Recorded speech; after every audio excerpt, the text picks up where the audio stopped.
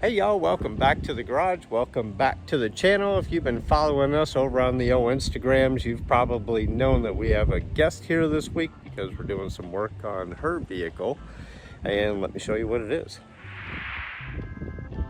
Chevrolet Trailblazer inline 6 4.2 liter Chevrolet Trailblazer Overlander.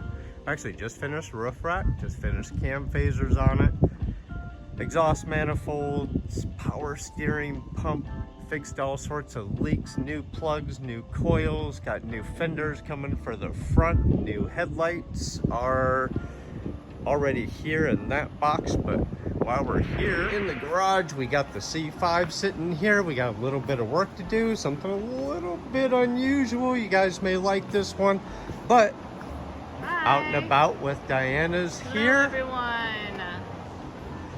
That's his vehicle we've been working on, and like I said, we're gonna get cracking on this. You're gonna like this.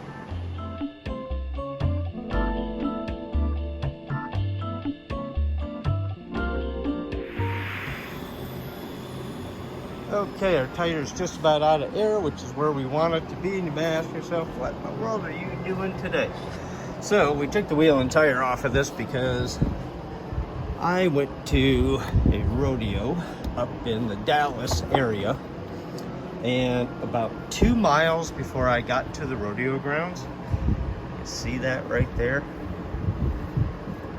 Hit a big old pothole and put a bend in it.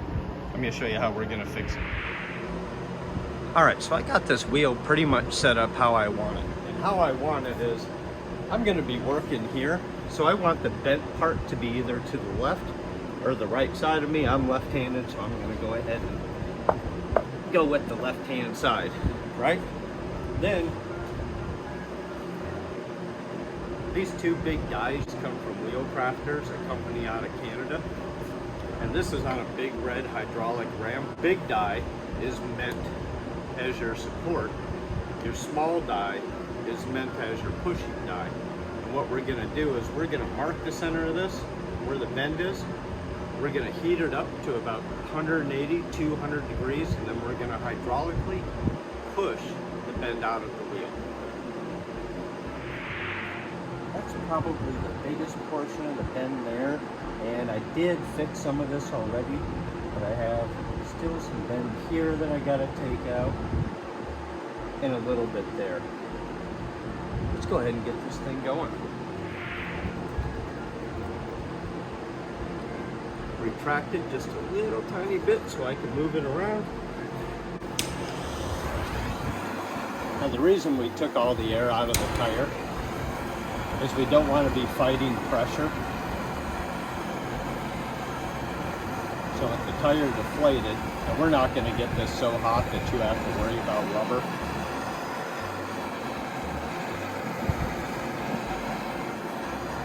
But you do need to know whether you're working with a cast wheel or a true aluminum wheel.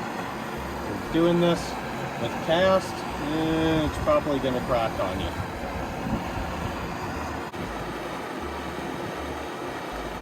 The reason I bought a lot of this is because I'm building a machine to straighten wheels too. That'll actually have run-out gauges on it, and I'll be able to spin the wheel with the dial gauge right on the wheel itself so we can gauge the roundness. Then I'm just gonna start pushing a little bit at a time.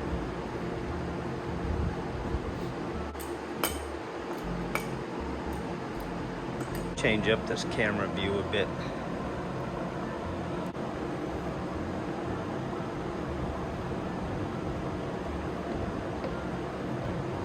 We're going to do the same thing, even with this top lip.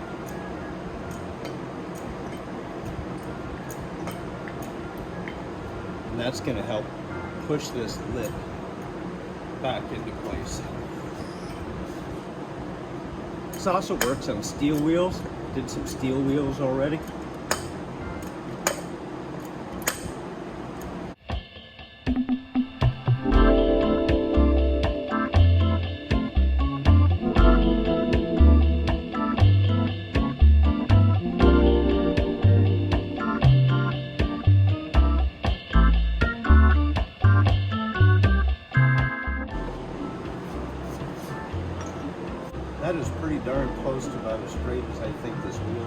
it. So if this didn't happen straight into my liking, we got a couple of spares over there. But I think this is going to get me by just fine, and it's going to ride pretty good. So I'd like to thank you for tuning in. Be sure to hit that like button, subscribe to the channel.